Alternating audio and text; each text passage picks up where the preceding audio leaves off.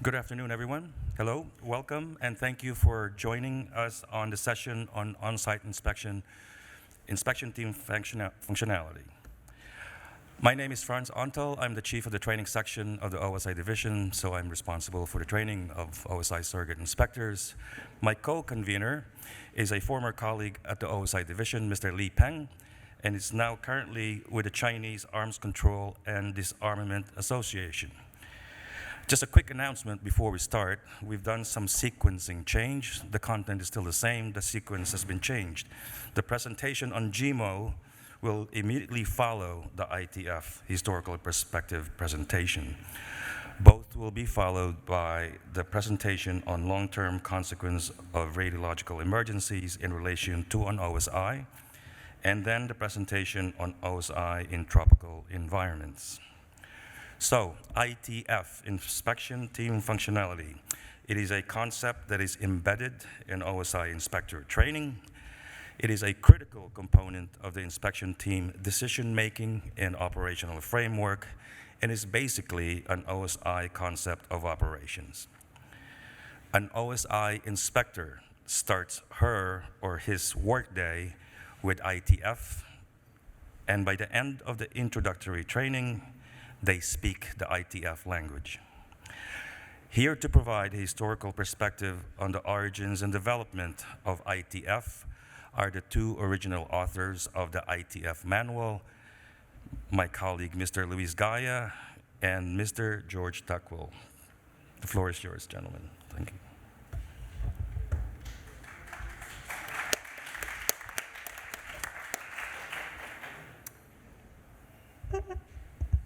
Thank you very much, friends. Can you hear me? Good afternoon, everybody. Thanks for coming. And before starting, I would like to say thank you to the three co-authors who appear in this presentation, Gordon, Peter, and Alet. Gordon was our manager when we started ITF, and he was the person who was believing in ITF.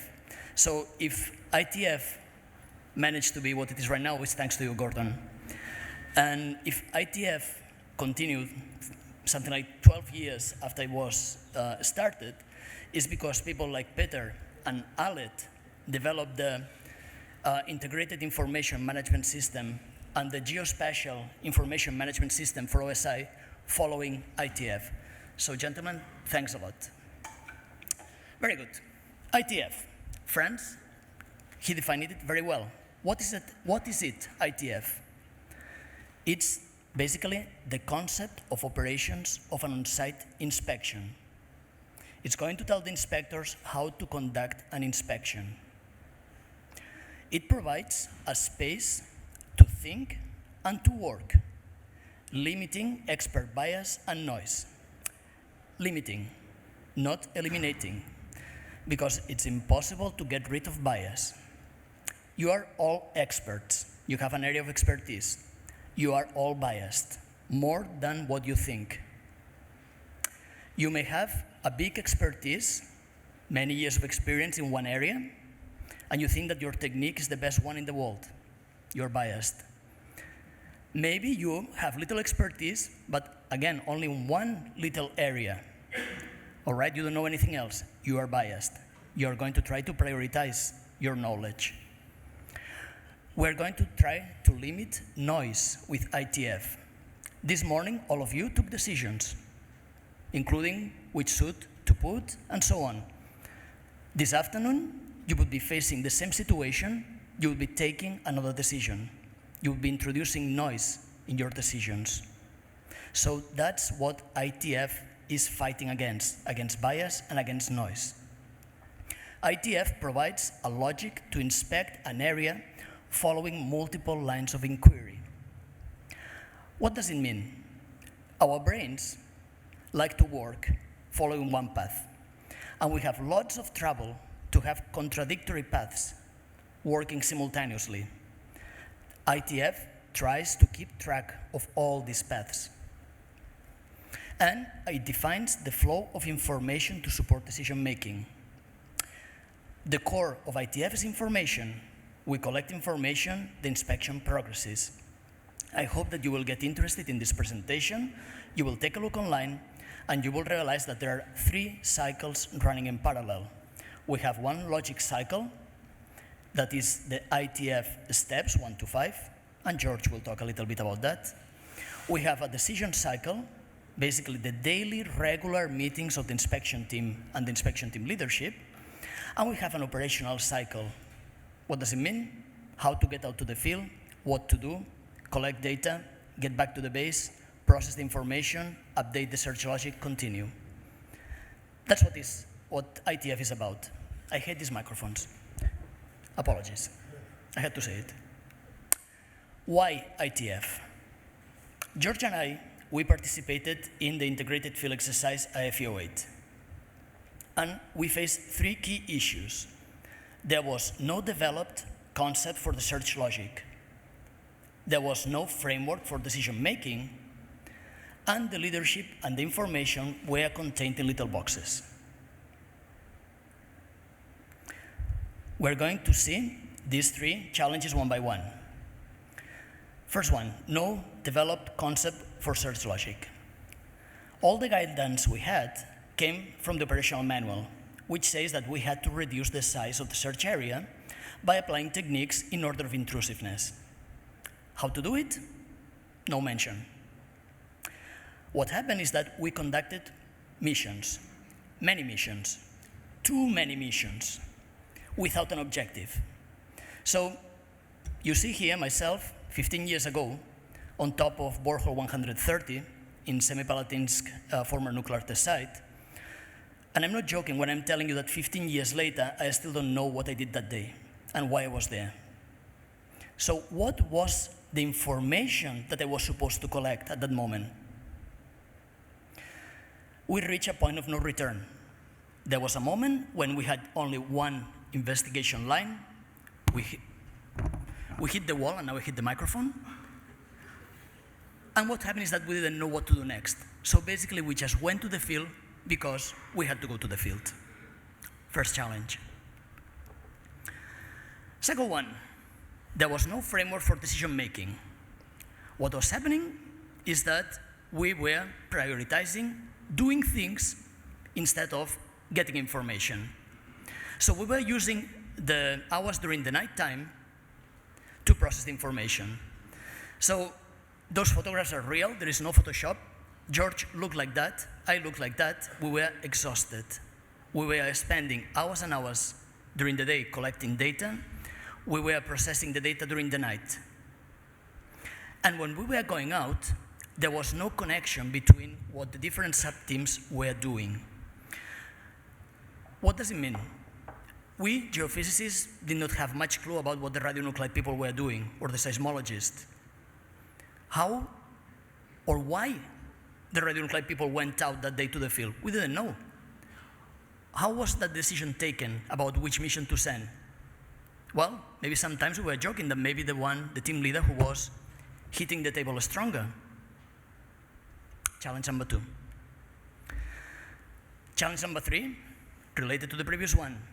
The leadership and the information were kept in little boxes. We did not have regular briefings. We did not have regular debriefings. What happened? Probably the leadership, they knew what was going on. The inspectors, we didn't. So we did not have an understanding about what was going on during the inspection. There was no clarity on available information because we are not sharing it regularly. And it did not help that all the geospatial products were managed by one person. Okay? So whenever you needed something, a map, you had to go to one person. That was a bottleneck. We were not aware about results of other teams, so the information was invisible to the entire inspection team. I presented you the issues. George will present you the solutions.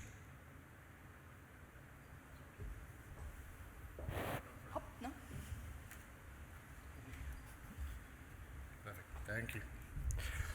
So, thank you, Liz. Thank you, everybody. Good afternoon. So, where did we start? Well, we knew that the inspection team needed to have a framework within which to make decisions. So, we started looking at existing frameworks for decision making. How do they work? What is the basis of them in organizational theory, in psychology? And what we discovered as we were reviewing this body of literature and body of practice was a lot of the language which really captured what happened in IFE 08 centered around expert bias, and it centered around noise. If you want two really good examples of background reading, then the books by Kahneman and others capture these really well as being very interesting books to read. But there's, of course, a lot more literature on this. So we wanted then to develop something which limited this expert bias. Lewis has explained how that came into our lives as experts, and it's not something you can get rid of. You just have to recognize it and compartmentalize it so it stays away from critical decisions as much as possible. So what we developed was a structured framework that would be based on the collection and processing of information. And as again, Lewis has said, information is at the core of what the ITF does, of what the inspection team does. We're there, after all, to collect facts. Now, our initial intention was not to work on how to prioritize activities, to prioritize our missions. In my mind, that was a difficult topic to cover. We put that on the difficult pile and we'd get everything else sorted before then. Unfortunately, we couldn't do that. And I remember a lot of the work we did together, I was sat in Lewis's office in Vienna, and I remember turning to Lewis and saying, this will not work. We have to have a search logic. Otherwise, everything we've designed in terms of minimizing bias immediately comes back and we can't get rid of it. So then we had to develop a search logic. The difficulty with developing a search logic is that you need to create a logic that cannot be gamed, cannot be played back by an inspected state party who have deliberately undertaken something which they want to conceal. So if you take, for example, a Bayesian search logic that you might employ to find something that is lost, that works really well in those scenarios, but works very badly when someone is deliberately trying to conceal something, because they can design everything to send you in different directions, knowing how you would make your decisions. So we had to create a search logic that followed the information, but didn't have any rules that could be played back to the disadvantage of the inspection team. So we defined our missions by the information that they were designed to return in answer to questions. And those questions need to be posed by the inspection team. What is it that we need to know next? And we have to pose those questions without presupposing how we would gather the answer. And that takes the bias out, but it also allows us to prioritize the value of information without attaching a value to the effort required or the technique required to gather that information. And so this developed some simple rules with some controls and exceptions which allowed that prioritization of missions. So it's a search logic that, if you like, isn't a search logic. But in implementing it and weaving that into the structure of the ITF that we had around bias, we solved two of the major problems that we'd identified there from IFE 08. I said the word information a lot. Lewis indicated again that was a big problem in IFE 08. It's really important that inspectors, in using their brains in helping to design missions, in helping to answer our questions that we have as inspectors, that they have information available to them on which to make those decisions and to fuel their thinking. And so therefore the information around the inspection needs to be visible to all the inspectors. It's fundamental to the ITF working correctly, and very happily now it's extremely well implemented in the GIMO system, which along with the key meetings which the inspection team have to share information, to explain decision points, to keep everybody on the same page, and to allow everybody to feed into the progress of the inspection, so between those in-person meetings and discussion and the IT and the visibility of information behind, we now have that full information flow that allows it all to work, and GIMO supports us there. GIMO is a relatively new advancement. Let's step back again now, though, to what happens when we introduce the concepts of ITF to experts. I see Gordon chuckling because he remembers some of the wonderful meetings that we had here. It was originally received with some skepticism, I think it's probably fair to say. I've tried to capture the origins of that skepticism. It feels counterintuitive. It feels inefficient to do it this way. It feels like you're not trusting our expert judgment. And I've deliberately phrased it in that way, because these are all emotional responses. And this goes to the heart of why experts are biased. If you have an emotional rather than an intellectual response to something, that is your bias screaming at you. Okay? So why are you imposing all these rules on me? Okay. Most countries have speed limits on the roads. Not for me, I'm an excellent driver, I don't need speed limits, but I can understand why they're necessary for everybody else. Okay?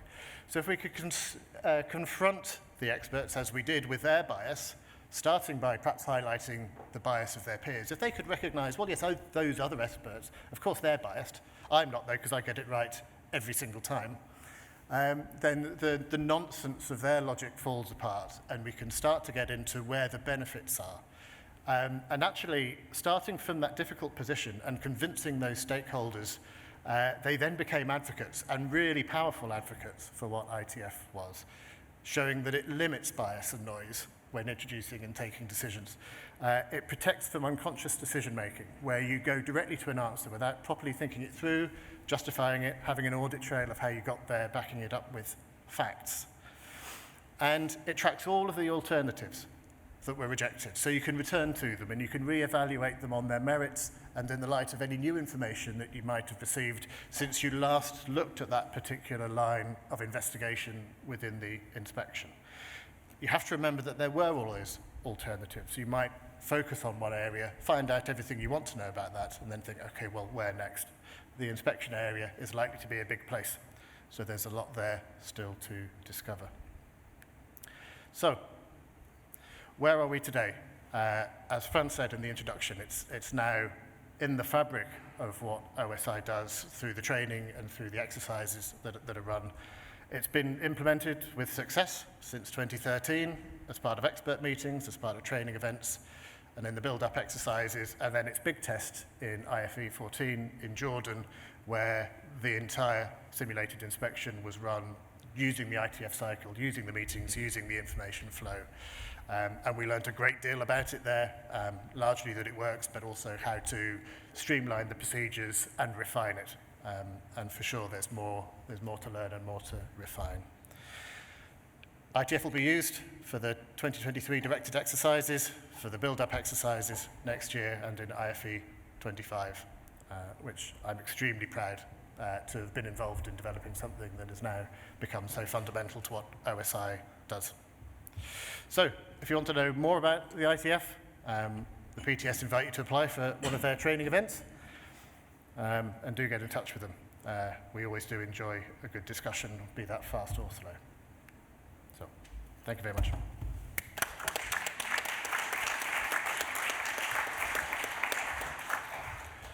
Thank you, George and Lewis. I'm pleased to report that the skepticism is now pretty much gone, where in fact new inspectors are now writing songs about ITF and GIMO.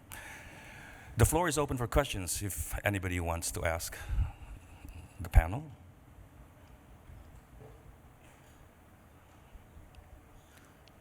Mohammed, thank you. There's a microphone behind you. Thank you for the presentation. And what's the perspective to improve the ITF? To improve.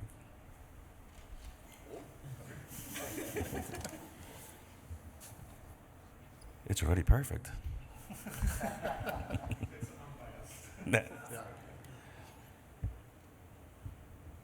Every time we do a training event, every time we do an exercise, we always learn. We always try to see how to improve things. It goes from things that may look minor, like modifying the agenda of a morning briefing. It can be major things. I must say that during the last 10 years, we have not encountered any major thing, but small little things every time. So every time we keep our eyes open, we try to get information, and we try to put it into the cycle. Thank you. Anybody else? Yes, somebody in the back. Thank you. I really appreciate what you were talking today about communication in the end and how to overcome issues that maybe at the beginning they are not even seen. So what helped you as a team to create this awareness among your team members, but also those people who first were not really pro, but then even your advocates? This is my question. Also, if plurilingualism and communication strategies, if they helped. Thank you. Thank you for the question. So, when we try to start explaining ITF, we are scientists, and we went the hard way. Okay, getting immediately into the concepts, steps, logic, blah, blah. We failed. And then we had a colleague in the office, a psychologist, who told us, you cannot start telling people about the method without first confronting them with the biases that they have and so on. So we started having training on soft skills issues, and we started our expert meetings putting people kind of role plays in a room, playing games like Bafa Bafa, that if you have not heard about it, you have to look for it on the internet, in which we were encouraging and triggering people to try to communicate with people speaking different language, which was nonsense at the end. So by doing these kind of things, by getting a psychologist on board, is when we started overcoming all these issues. Yes, please, the front. Thank you.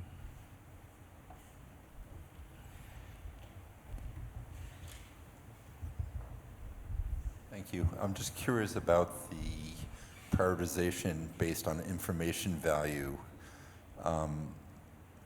That can't be easy in all situations, especially if you've got false negatives, false positives. There's information value in an ideal world, and there's information value when a mission doesn't turn up something it should, or turns up something that turns out to be false. So how is that all modeled to get a single scalar number that then leads to the prioritization? Yeah, so this feeds into the noise question also, because effectively you're making a decision which may or may not be correct. So the safety net of never abandoning particular lines of inquiry means that the worst case is that you've wasted some time, arguably, doing some activities that led you into a dead-end direction. So there's that aspect of it. We tried not to overcomplicate the value being put on information. The inspection team has limited resources, but it does have resource to do a number of activities in parallel. So no line of inquiry is abandoned, and many are pursued simultaneously. As the inspection progresses, you may focus on particular geographic areas, and that would happen naturally, but it happens as a result of the weight of that information building for you to become more and more interested in a particular area.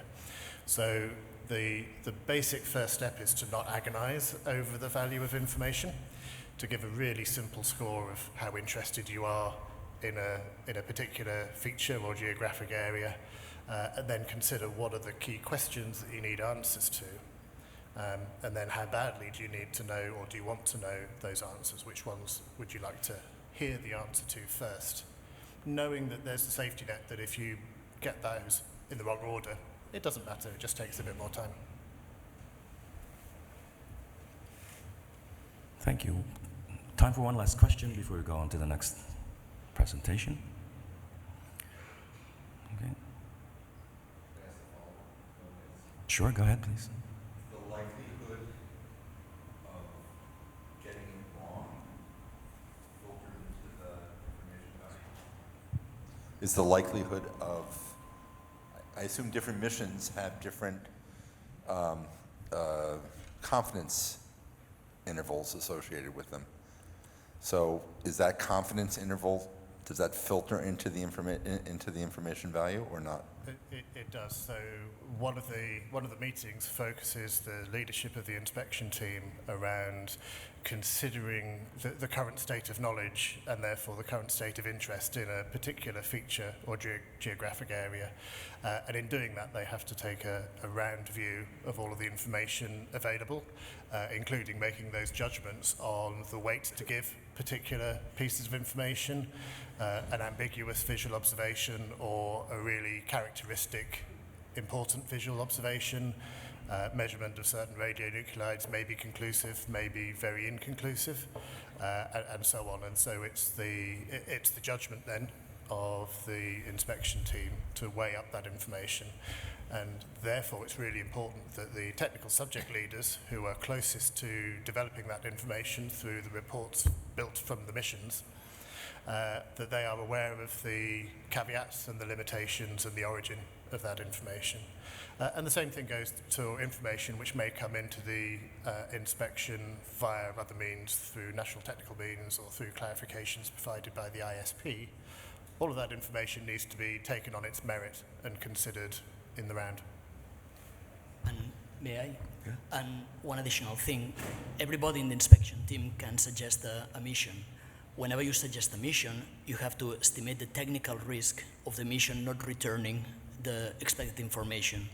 So any inspector can suggest, but then maybe the team leader says, yeah, but the probability of finding a cavity 100 meters below the surface using a 2.5 gigahertz antenna radar is 0. So why are you suggesting that? So we have that iteration. Good. Thank you. Can I get a round of applause for George and Lewis, please? Thank you.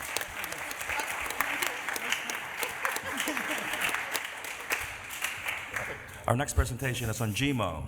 The term GIMO, Geospatial Information Management System for OSI, is now 6 years old. I remember because in 2017, I Googled the acronym GIMO just to see what comes up. It was a black cat, very cute. But here we are. It is the implementation platform for ITF, what we just spoke about, and it's critical to the management of data during an OSI, and is therefore something that every OSI inspector must know.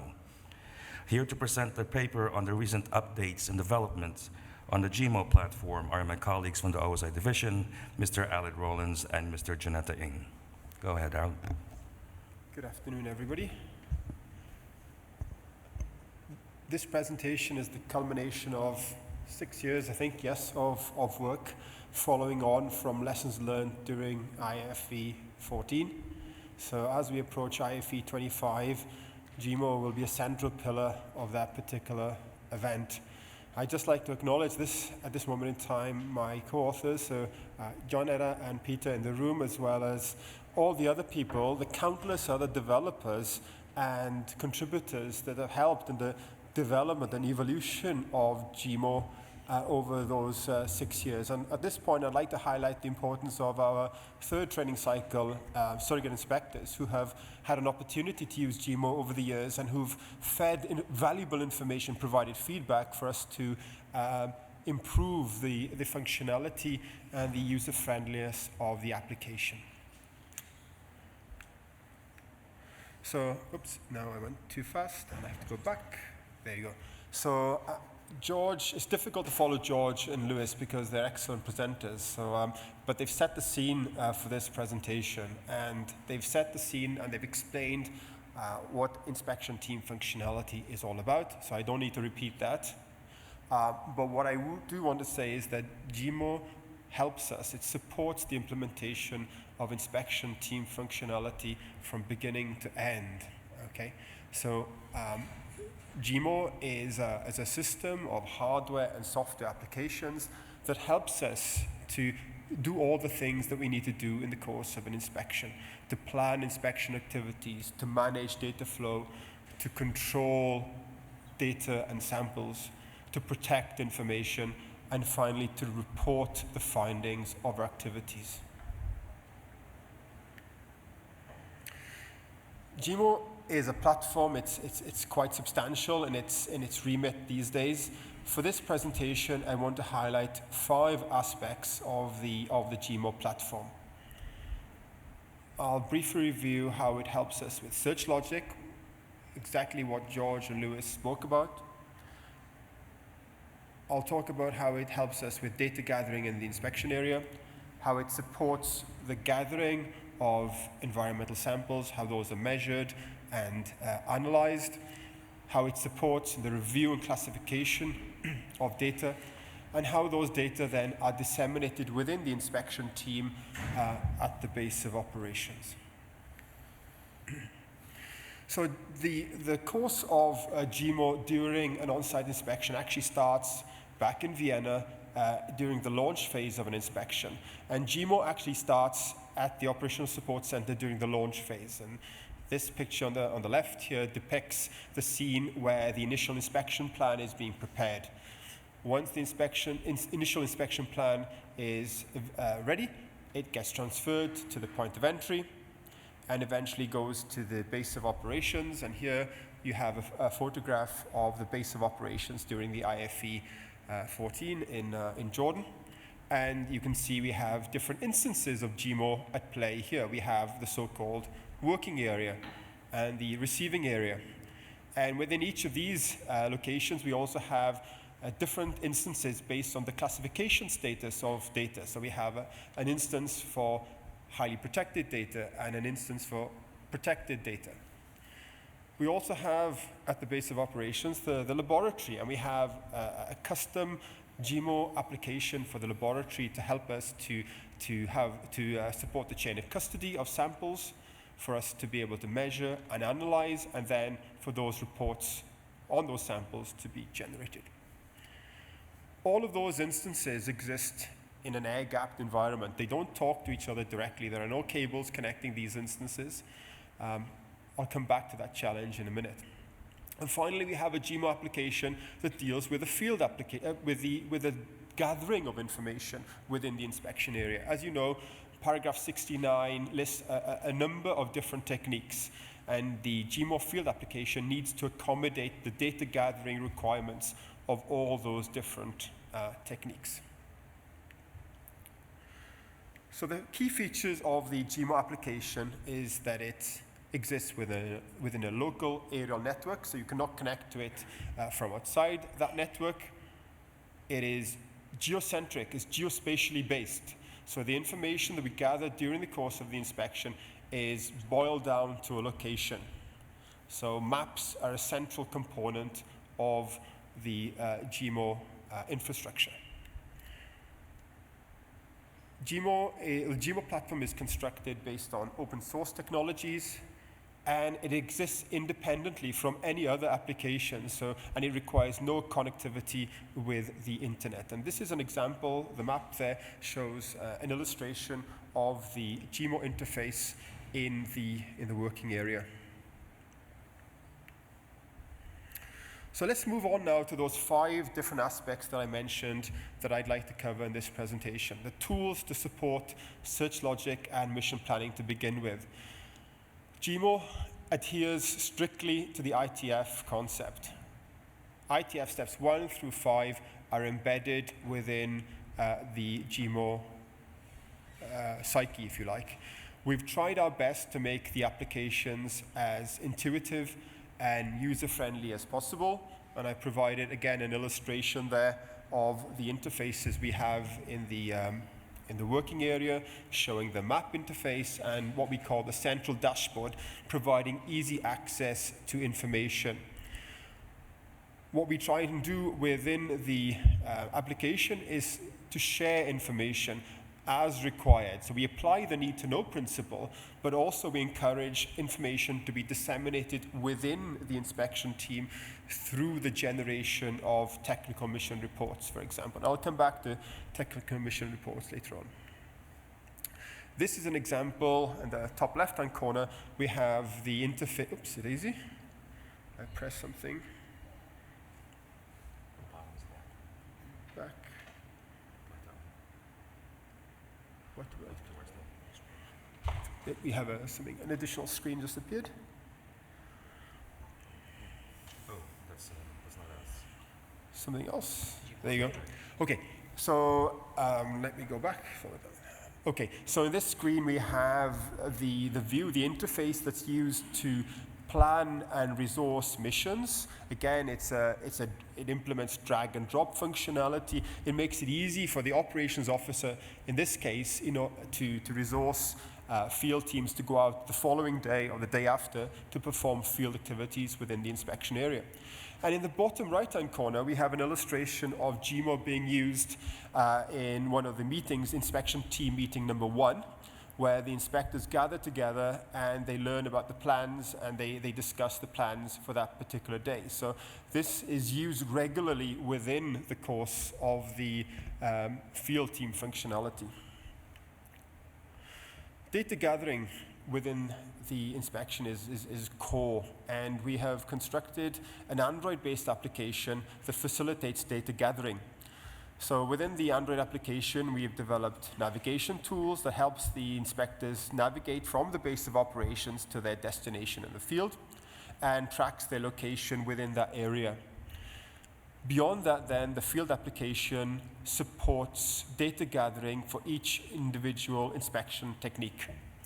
So, for example, if you're performing passive seismic monitoring, there's a specific application for that. If you're performing visual observation, there's a specific interface for that as well. The application also supports field team reporting, which is an integral part of the work of the field team leader to gather information. The application also supports the review and classification of data, which I'll come back to in a minute. This is an illustration of the view on the field tablet, the Android-based application. And again, you see a map component.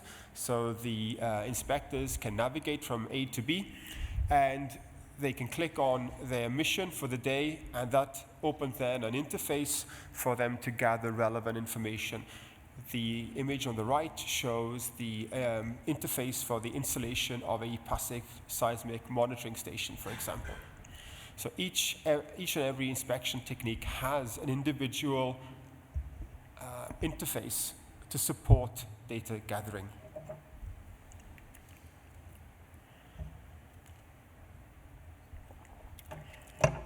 Inspectors, when they gather environmental samples in the field, use the field application. When they return to the base of operations, they enter the sample receipt area and they hand over the sample to the lab custodian. Thereafter, we have a series of applications in order to support the work of the laboratory in order to measure and analyze environmental samples. And this is a photograph of work being undertaken inside the on-site field laboratory. Again, this involves an Android-based application and a browser-based application. This tool manages the chain of custody for us, and it manages also the measurement and analysis of samples, environmental samples. This is a view of the dashboard in the laboratory. This is a browser-based application in this case. You can see a list there of the samples. This application then allows us to transfer these samples to be measured and analyzed, and the reports resulting from that analysis can then be transferred on to the next stage, which is to the review and classification of information, which is this. So we've developed an application, a guided workflow for the review and classification of data. All data gathered within the inspection area must be reviewed and classified. And we need this to be transparent and robust. Transparent to the inspected state party and robust at all times. The screenshot on the top left there shows the number of records gathered for each particular mission being performed on that day on that particular field tablet. And we clearly state here the number of records for each particular mission. In this case, they're all being listed as OSI protected. The application also allows still photographs to be redacted, so if there's some information which is not, which is sensitive, those can be redacted, as you see in that illustration in the bottom right. And this is all performed on the field application, on the field tablet. Once the data have been reviewed and classified, they move across to the working area. So this is where we would further process the data and write our reports. So the aim here is to generate technical mission reports based on the information gathered within the inspection area. Within the working area, we have a server zero client architecture. This is a relatively new setup for us, new configuration. Having the zero clients improves our data security. Data are stored on a server, and the inspectors access the information through a terminal. That terminal then brings up a virtual desktop, and on that virtual desktop then is customized for each and every inspector. So if you're an expert in low resolution energy resolution analysis, you will get the programs and access to the data relevant to your expertise. If you're an expert in visual observation, likewise, you will get access to visual observation information. Once those data are processed and products are generated, they are shared throughout the inspection team in a technical mission report. So what happens here is that all the information gathered within the inspection area, all the metadata, all the process data can be shared within the inspection team so that we don't exist within stovepipes. We have these technical mission reports which exist that can be shared throughout the 40 inspectors. And here we have some illustrations of the dashboard in the working area. We have an illustration of one for the OSI protected data, one for the OSI highly protected data with the red bar across the top of the page. So we have user-friendly, intuitive interfaces that allows information to be shared. Finally, we have what we call search zone summary reports, which gather the data together for these search zones and allow them this information to be crystallized and concentrated by the leadership so that they can be shared again within the inspection team. The next stage in terms of reporting is to move on to the generation of progress inspection reports and preliminary findings documents, the preliminary finding document, sorry. This is a work in progress as things stand currently. Finally, just recap where we are currently in 2023. GIMO is an application which facilitates ITF. We hope it adheres faithfully to ITF. We hope it's intuitive and user-friendly and allows inspectors to interact with it easily. But we also want it to be transparent and robust. So robust over the course of an inspection, which means that we fire up the servers on day one in the field, and we turn the servers off on the final day of the inspection. The GIMO platform is now routinely used in all of our activities. So that's for development, testing, and training purposes. The photograph on the right shows the use of GIMO during the directed exercise training a few weeks ago in Cybersdorf. And of course, GIMO will be a central pillar of the OSI directed exercises to be held in September here in Austria. So that's GIMO in a nutshell. It's a whistle-stop tour. Thank you very much.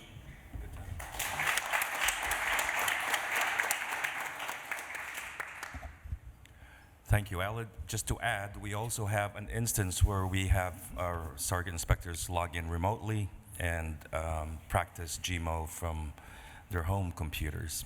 So we have, the floor is open for questions. Anybody?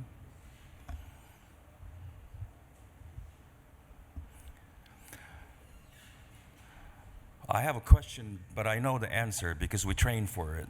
But for the benefit of the people here in the room, I'd like to ask Aled and Janetta, what happens if GIMO fails in the field? What do we do? I'm going to allow Janetta. Do you want to answer that one? I hope that it doesn't.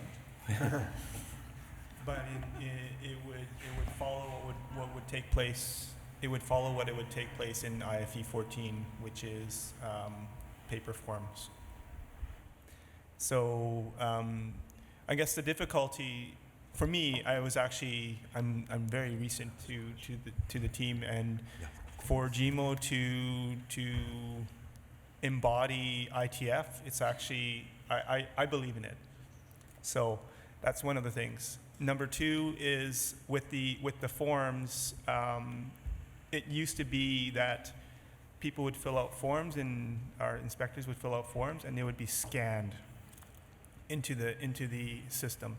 So GIMO is actually quite more advanced in comparison to what the system was before. So it's highly advanced. Thank you. Go ahead. I think that Dr. Anto also utilizing our resources for raising questions. I would also like to ask a question. Because I left OSI for almost 10 years. My memory was still in the stage of FIPS or IMS. So my question is, what's a major difference between GIMO and the previous two generations of this platform? Thank you. We learned a lot, Lipang, from FIMS and IMS during IFE 14. We wouldn't be where we are today with GIMO if it had not been for those two systems. And they are essentially, we brought everything together, but we've also now considered several other issues as well. For example, we now can deal with highly protected data, which we couldn't do before. Everything is now geospatial. And also, in terms of hardware, we've moved away now from laptops connected to the server. We now have the zero clients, and I think that is a major change in terms of data security as well. Okay. So I think I can extend that. Basically, all the data processing is done in one central location. So, I mean, back then, it used to be data existing on laptops, and I think Lewis and George had pointed out that they were siloed, and we would actually lose data because if an inspector fell ill for whatever reason, another inspector may or may not pick up that work. Right now with GIMO, we have visibility for all the inspectors within the technique to pick up the slack and perform the analysis on the data itself. So the work can continue even without one particular inspector bearing the weight and the shoulder of processing. As well as the highly protected, there's a lot of information in the highly protected as well, where we would have to duplicate the analysis as well. And with the protected, there is visibility in the GIMO system to let the inspectors know that there is data that exists in the highly protected, and vice versa. Thank you. Yes, Nico, please. Go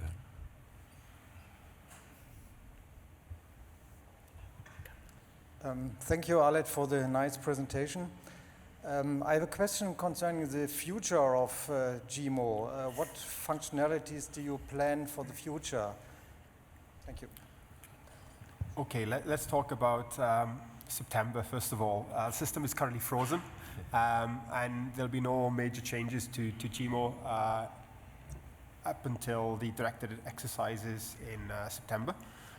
Beyond that, then, we'll take stock, we'll review what we have, what we need, we'll get the feedback, and we'll take action at that point, okay? So that's where we are currently. We do have some updates in mind with regards to the field applications, so modifying the forms on the tablets for the field applications, but nothing else is concrete at the moment, Nico. We'll review what we have at the end of the directed exercises, and we'll take decisions at that point. Thank you, Alan. We have time for one more question before we go to the next presentation. Okay, thank you. One last round of applause for Alan and Janetta, please.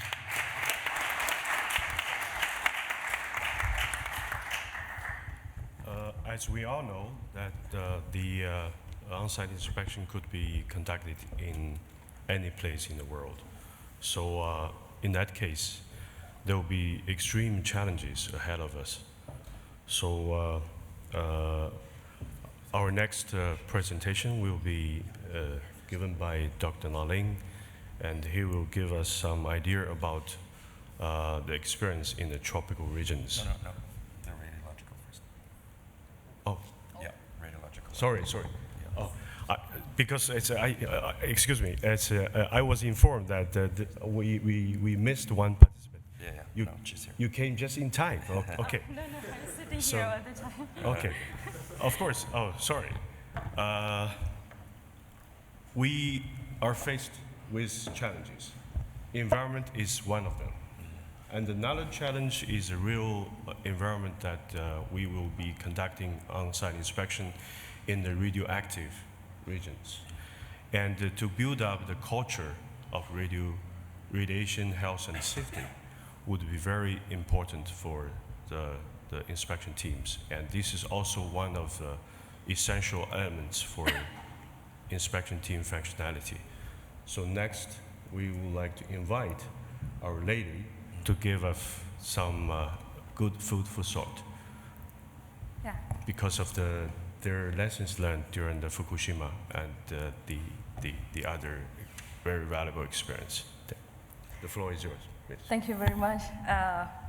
So good afternoon, everyone. My name is Tuckwell from Myanmar, and I am a doctoral course student in advanced preventive medicine at the Department of Global Health, Medicine and Welfare at Nagasaki University in Japan. So the title of my presentation today is what can on-site inspectors and support staff of the inspected state party can learn from the dealing with the long-term consequences of the radiological emergencies. So let me first,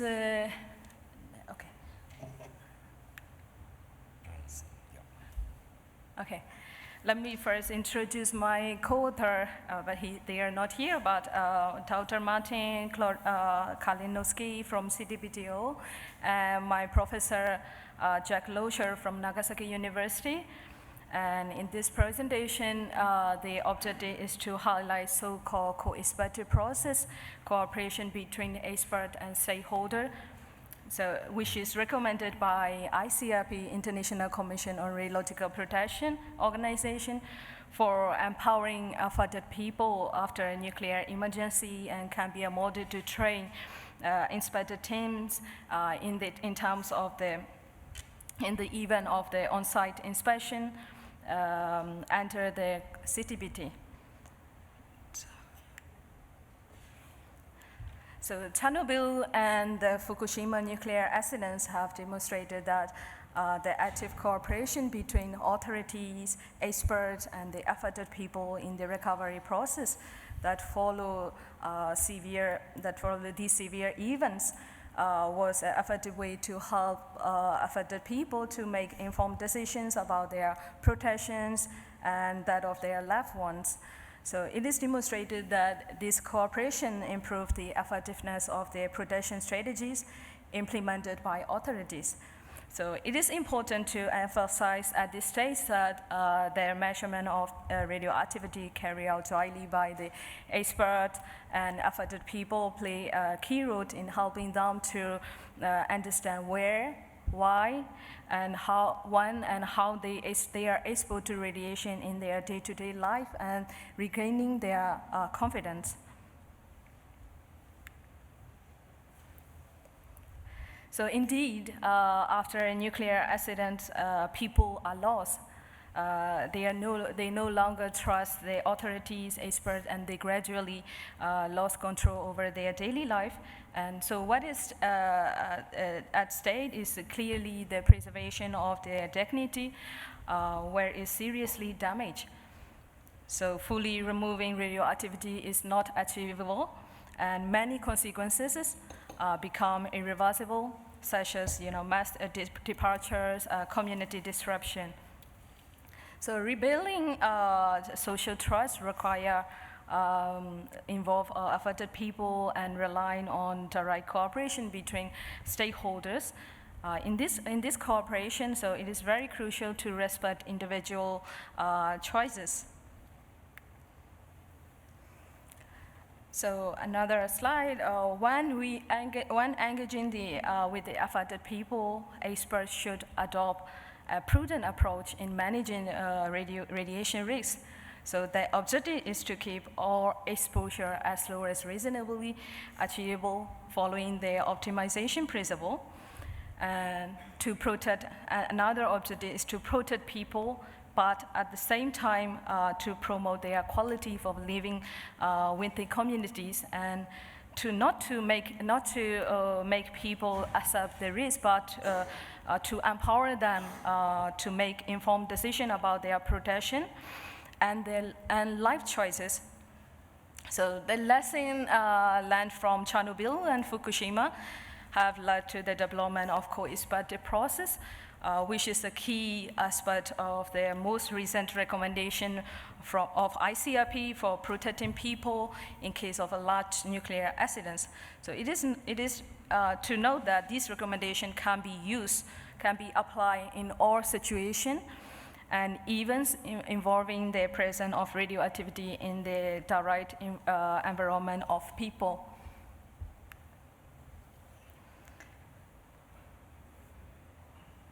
So in short, the co-expective process combines two-way communication, trust building, citizen participation, and empowerment, and of course, technical expertise. So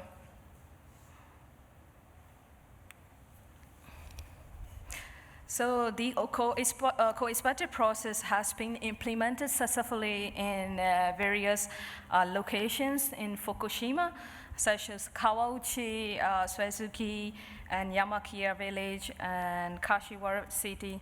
So these experiences have clearly shown that effectiveness of the involving affected people in the recovery process to help them to regain control of their day-to-day life.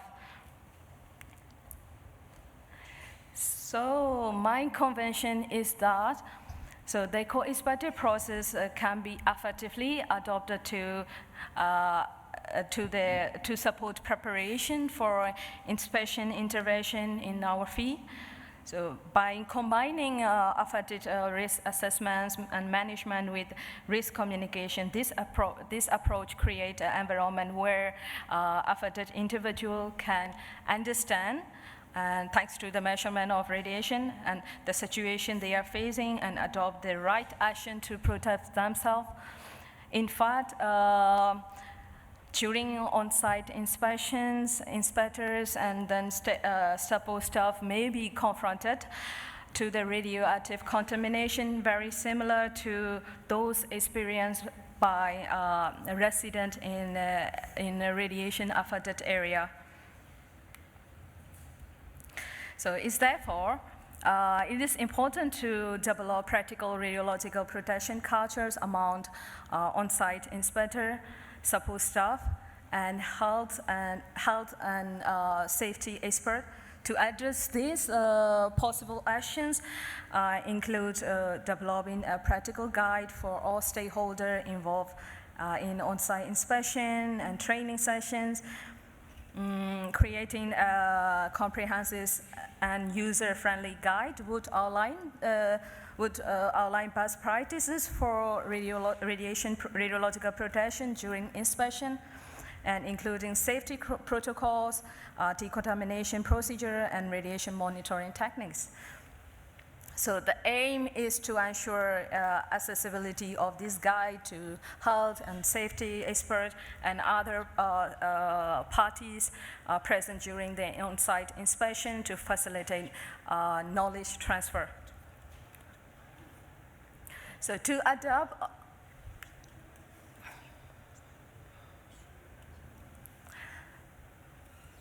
So to adapt effectively this process in the content of on-site inspection, it is very important that CTBTO and surrogate inspector and other stakeholders collaborate together. Additionally, establishing comprehensive training programs on co-inspective incorporating practical exercise is also crucial. And I think in particular about a training session for measuring radiation in the environment. Sharing experience and learning from the past radiological emergency can also facilitate the dialogue and information exchange between all involved parties, allowing health and safety experts to understand concern about radiological contamination in the OSI inspection area and develop a protection strategy.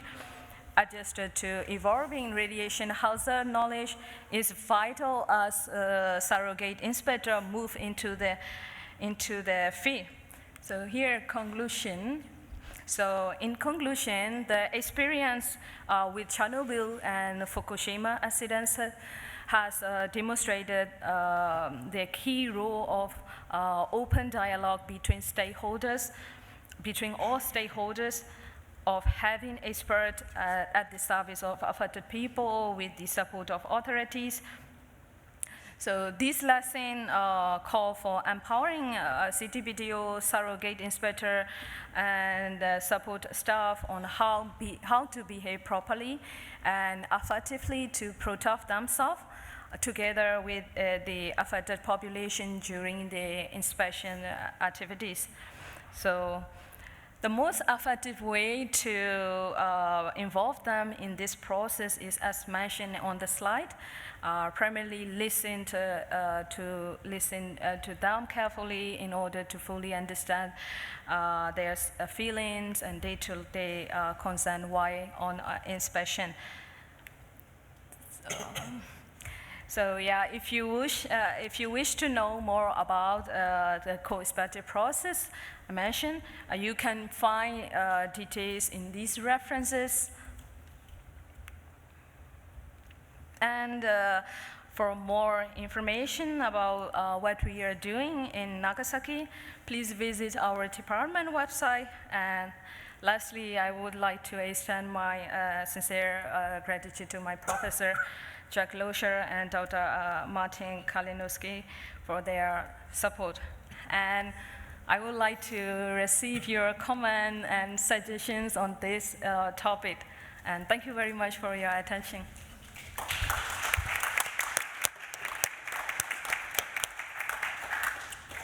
Thank you very much, Dr. Zhu Wing. Actually, during the review process, this presentation raised much attention among all those reviewers. And there was a great joint agreement that this will be a very helpful input for the development of IT functionality in the future. So thank you again. The floor is open for taking questions, please.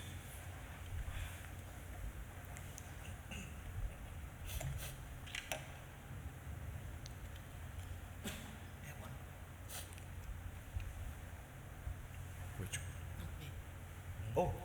Oh, sorry. Please. I want to say thank you very much.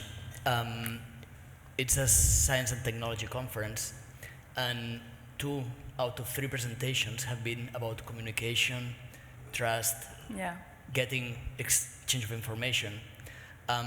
Some of the photographs that we use in our presentation were taken in areas where the radiation levels were higher than the background. Right.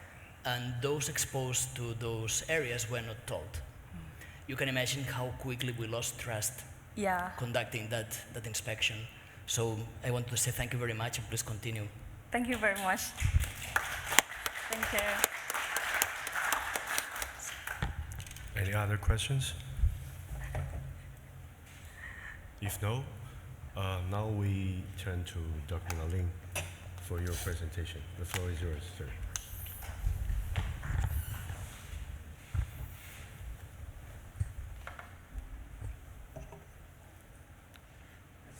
Thank you, Chair. And I'm Nalin from Sri Lanka, and I'm a subject inspector. What I'm going to focus right now here is how, if you run an OSI, how it's going to be in Tropics. Because here the objective and keywords are the OSI and the Tropics. So let's see what OSI is. Well, we all know that that is the final verification regime, because once the IMS and IDC provide sort of a ground zero with some error ellipsoid, and thankfully the error ellipsoid keeps shrinking because they are advancing in techniques. So, but there has to be boots in on the ground, that is OSI. It has to provide this information and data enabling to decide what has really happened in the field. So then the relationship between OSI and IFE, because IFE, as I see, is a simulation of OSI, because it is for the training purposes that you can't do an OSI, but instead of you have an IFE, integrated field exercise. So it is interchangeably, I'm using OSI and IFE because what really we have right now is IFE. So then what is Tropics? Okay, so OSI I think we have already know, and that it has to be performed in a strict timeline and according to the strict conditions that is agreed in the protocol. And what is Tropics is, of course, either side of the equator. To a certain extent you can find, I mean, to certain degrees it is Tropics. What is important in Tropics is that you can find very storms, heavy rain, erratic wind pattern, and the most common thing is it is almost green with many canopies, because these all going to affect when it comes to an OSI or let's say IFE. So then IFE, I'm using IFE instead of OSI. So in IFE, or let's say OSI, because the inspection start after a couple of days, maybe 7 or 8 days as of the protocol, because there has to be made a request, then the EC decision, then at point of entry it's going to be about 7 to 8 days. So the IFE create an environment where if there is a real OSI, let's say the UNE, how the observables looks like in the field, that is IFE. So it allowed certain technologies. I'm only focusing on initial period because the reason is that if we gone through the initial period and if decision was taken for continuous period techniques, it means we have already identified polygons or area of interest where further studies is required. So right now I am focusing only on the initial period techniques, because it has been divided into at few spaces. But initial period you have to find areas, because the entire area going to be about 1,000 square kilometers, not more than that. So you have to downsize it in a way that you can apply more intrusive, more detailed techniques to find out what really has happened. So what has our experience? So let's say that we have already conducted 2 OSIs. One is IFEs, one is in Kazakhstan in 2008. It is very different, very white. And then in Jordan, I also was there as an inspector. And it is, again, it is different, it is all brown. But now, next time would be in Tropics, and it is all green. So these environments are different. And we'll see how it's going to apply the certain techniques in Tropics, okay? These are the techniques that we can outline. It is overflight and seismic after monitoring, SAMs, and then ground-based visual observation and position finding, and then radionuclide measurements and sampling. These are the 4 techniques that we are going to deploy in the field, let's say in initial period techniques. And the overflight and SAMs, usually it can cover the entire inspection area, but the other techniques, it has to be selective. Okay, this is Tropics. In a sunny day, what you see is only canopies. In a rainy day, even you can't see canopies as well. So it's going to be very challenging because seeing from the air in tropics is not that convenient if you compare with places like Nevada or Simplantic where the techniques are developed. So, okay, even not in a rainy day, even in a bright day, a helicopter may be crying because what you can see is minimal. And I don't know how Aled run with this MSNIR, and it's going to be challenging because, again, not the entire tropics, but certain parts you have to be very careful. So then the SAMs, okay? So tropical weathering create very thick overburdens, and it is all clay. So the image, the down is a resistive image. I mean, geophysics knows that the blue color is even less than 20 ohm meters. It is just waterlogged clay. So the coupling going to be not that good. I mean, if you have to put your seismometers, SAM's seismometers in a very selective manner, and after Peter and his colleague, you can see how the energy disperses in a soft formation. So it means it's going to be challenging to SAMs because the reason is that you have to pick -2 magnitudes. Of course, it is 10 to the power. So whether it is, how much it is possible in tropics, it is a question. So the next thing, this, let's say your GIMO and all, because reception is one of the main thing if you are to be connected. And recently, it is not very far, about 2 years ago, then we have this online education, and the students has to climb trees. Because it is not something to do with the technology, it is something to do with the medium, because you know that these canopies and the moisture content do funny things with electromagnetic energy. So you have to think about it, how you just keeping your tab in your backpack, and if you have to climb a tree, it is not going to be very convenient. So you have to have some sort of a, let's say, prepare for alternative measures, lack of signal reception, because that is true in tropics. So it comes with the territory. Okay, then everything is not bad. Let's see how the radioactive is going to work there. So air sampling and sampling of vegetation, soil sampling and water sampling. I just want to focus on water sampling, and we never thought about groundwater up to now, I think. So when it comes to radionuclide sampling, let's say, the method that confirms the nature of the event in our, because this is the conclusive method, so you can't just skip it. So let's say in back home, whenever you want to find a source rock, it can be a gold-bearing source rock or a gem-bearing source rock, or it can be a pollutant or polluter. What we do, we sample water and sediments and we backtrack, because it's basin to basin, it is changes. So that is one of the very convenient way to find out the source. Okay. So a similar approach for sampling of radionuclide particles in relation with possible explosion needed to be adapted for tropics, because this seems to be one of the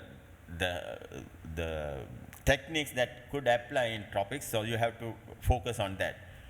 And again, I think there are a lot of particles emitted after explosion, and some may carry by the air, so we have to have a distinguish between the heavy particles and lighter particles, because wind patterns also erratic. The fallout, you have to have distinguish between fallout particles and others. So I think this is the area that we have to focus on. I'm not a radionuclide expert, but we have to focus on when we go working on tropics. Okay, further studies of outside relevant radionuclides of their behavior in running water and groundwater is very important when to identify, backtrack the source. Okay, then all this come with the territory, and you have snakes. But yeah, the vegetation is not very friendly, and there are elephants, I mean, in the field. That's me, I'm working with elephants, no problem. So I've been in the field for 3 decades, still I am okay, I'm fine. So it is not terrible, it is fascinating, and on top of that, I think the OSI, I mean, ISP is not going to be an added complexity there. I mean, wherever the tropic is going to be. So these are the things that you have to cope up. So this conclusion is that I again want to focus on the seeing from the air is not that convenient when it comes to tropics. And again, the SAMs, okay, you can find certain location where the coupling is good because the weathering itself create exposures. But I think we have to focus on radionuclide sampling and water and sediment sampling. This is after 8-9 days. So how the streams behave, we know how far it can be carried within a certain period of time.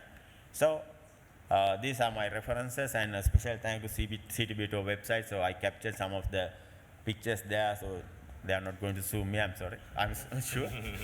So then thank you, and I would like to, I think it is safe to say and announce welcome to Sri Lanka. Thank you.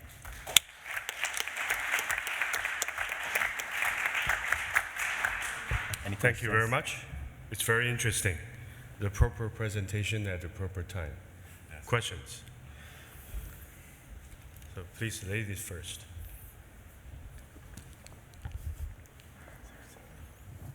Hello. It's not even a question, it's more a concern. Since the beginning you start presenting on the tropics, my question already in the first slide was what we can do to protect ourselves from the animals. We have to have Rambo skills. How can we manage, because we have to pay more attention to these little bastards.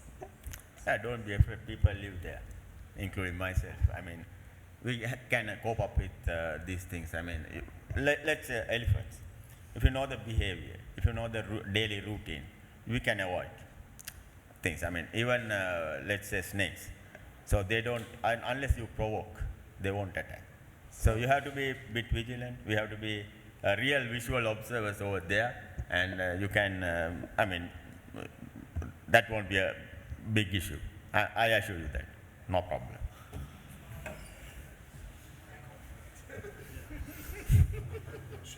So, Nalin, I think you're going to be very popular with the equipment section coming up. But one of the things to think about when I was putting out seismometers in really wet areas is with the connections, using things like a rubber tape to make sure that the connections stay waterproof, little things like that. What other tricks besides climbing trees have you discovered in the field that you could pass on to Peter and the equipment section so that that can be used for hardening, I'll say, the current inspection equipment that we have? Because I don't think we're going to end up with a new set just for going out in the field, and people have been trained on what they have. And just to comment on the last person, so dealing with bears in like New Mexico and stuff like that, or in the Arctic, if you're making noise, they avoid you.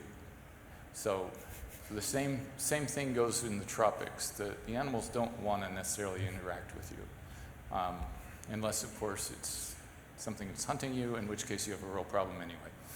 But that's not normally the ones that we're dealing with in the field. So what tricks can you give Peter? Because he's going to need them. Well, I think we are running some of the short period seismometers in projects. So we have some sort of a protective gear that you can keep your seismometer, so we can build it. I mean, pre-built ones, you can use these things to safeguard your equipment. That won't be a problem. Thank you. Yes. Thank you very much for this presentation. But I think there is some restriction on the possibility to conduct a nuclear test in the tropics, because many of these areas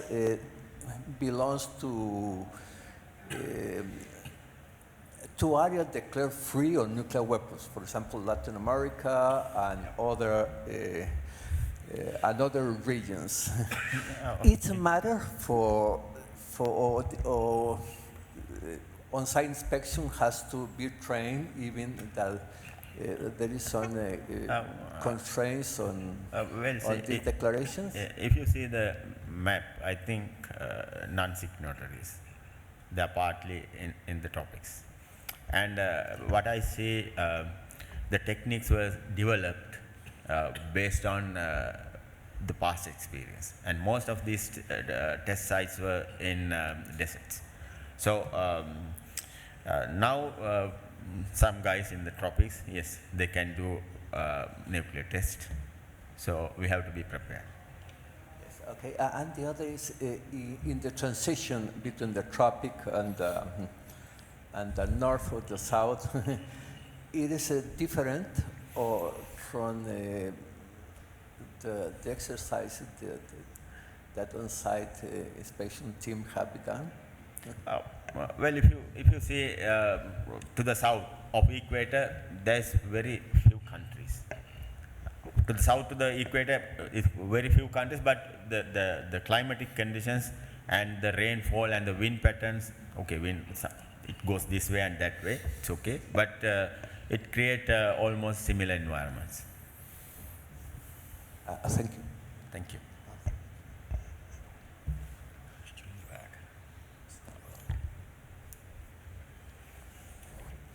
Thank you, Nalin, for your presentation. I think you pointed out about very important issues, and I think they came from your experience performing campaigns, geophysical campaigns in Sri Lanka. And you mentioned that the OSI is a time-limited activity. From your experience, can you share with us something about the fraction of time in the campaigns that you perform in Sri Lanka that were invested for logistics, and what part of the time was invested for actually making measurements and inspection activities? How much the workload on logistics can impact on the timelines of the OSI? Okay. Well, we'll assume that it is assumed that we are going to host it. So all the infrastructure and necessary logistical assistance is in place, because you see we having a long walk, and the positive side is that it creates some sort of infrastructure and operational sort of ease that you can do many things in fast manner. So that is very much in place.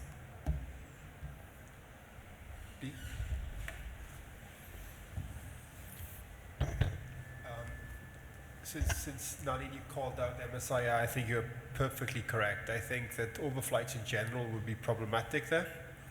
But I guess I would like to come back to where we started this session with George and Lewis talking about inspection team functionality, because these are the considerations that will be fed into inspection team functionality, the likelihood of being able to return an answer to the question you're trying to answer.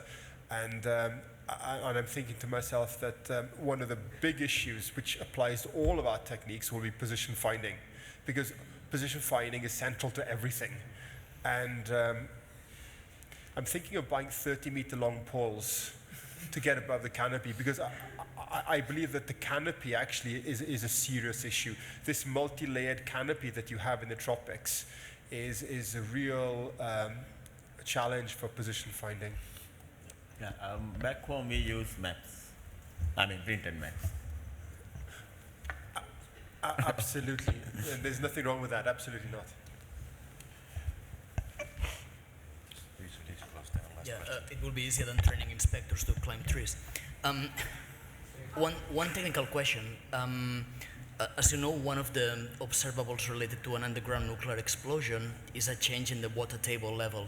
It can be a temporary change. How much does the water table changes before and after the monsoon? Well, it is not much change there. But as you already raised this one, because we had very minor tremors in, let's say, south east part of the country. Very minor tremors. I'm talking about 2.2, 2.3. Even we observe the change of water levels of deep wells and even shallow wells during this period, because that is even just before the tremor strikes, that there is a change of groundwater level, I mean the water level. So that we even consider as some sort of indication for possible event. Because if you compare in, let's say in months like July, August, this time period, the rain is almost minimal and water table stays as it is. But again, you have confined aquifers and different type of aquifers there, and different level of water. Even in one area, it changes, I mean drastically, depending on where you are. But still, you can have some sort of understanding the changing of the water levels. Okay. Thank you very much. My co-conveners reminded me that we have time limitations, so we have to do the wrap up as soon as possible. Thank you very much again, Dr. Nalin. Thank you.